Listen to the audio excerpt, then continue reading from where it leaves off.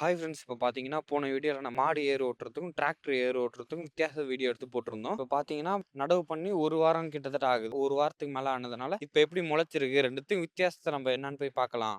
Friends, இதுதான் டிராக்டர்ல உழுத நிலம். கட்டி முட்டி அப்படியே கிடக்குது. கட்டியே அரிப்படல. பில்லு இன்னும் சாவல. ஏர் ஓட்டுன ஒரே 1 வாரத்திலேயே எவ்வளோ பில்லு திரும்ப முளைச்சிருச்சு பாருங்க. இந்த பில்ல திரும்ப நம்ம களை பிடுங்கினா நமக்கு 2 வேலையா இருக்கு ஃப்ரெண்ட்ஸ். வாங்க இப்போ நம்ம அடுத்தது ஏர் மாட்ட வச்சு ஏர் ஓட்டுன நிலம் எப்படி இருக்குன்னு பார்க்கலாம்.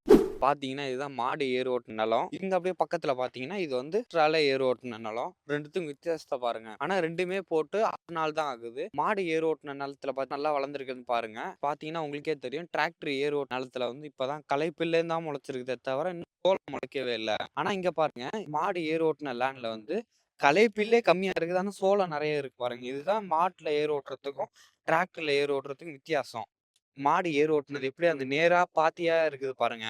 இதே அந்த டிராக்டர் ஏர் ஓட்டுனத எப்படி கட்டியும் முட்டியும் ஒரு அன்ஈக்குவலா இருக்கு பாருங்க. ஏர் ஓட்டுனதும் ஓட்டாத மாரியே இருக்குங்க. ஆனா அந்த மாடு வச்சு ஏர் ஓட்டுனதுக்கு உங்களுக்கும் டிராக்டருக்கும் நெறைய வித்தியாசம் தெரியும். ஏர் ஓட்டி இதுக்கு 6 நாள் ஆனுமே இன்னும் அந்த இடத்துல ஒரு டிஃபரன்ஸ் உங்களுக்கு கண்டுபிடிக்க முடியும். இப்போ பார்த்தீங்கன்னா, நம்ம கம்பு பார்க்க வந்தோம். ஆனா இன்னும் போட்ட கம்பு இன்னும் முளைச்சு வரல.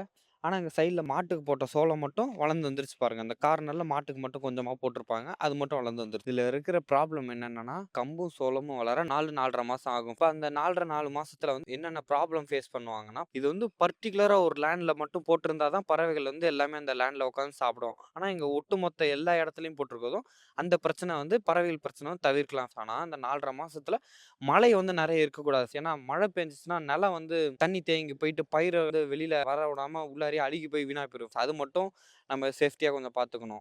அதே மாரி தான் அந்த களை பில்லுன்னு சொல்லியிருந்தேன். அதுவும் ஒரு மெயின் ப்ராப்ளம் சோளம் கம்புல வந்து. ஏன்னா, அந்த சோளம் கம்ப வந்து வளர விடாம அந்த களை பில்ல வளர்ந்து நம்ம சோளம் இத வந்து வளர விடாது. இந்த மாரி புது புது கன்டென்ட்ட உங்களுக்கு வந்து தெரிஞ்சுக்கணும்னா, நம்ம விவசாயமுத்து யூசிஃப் சேனல வந்து சப்ஸ்கிரைப் பண்ணீங்க. பெல் ஐகான கிளிக் பண்ணுங்க.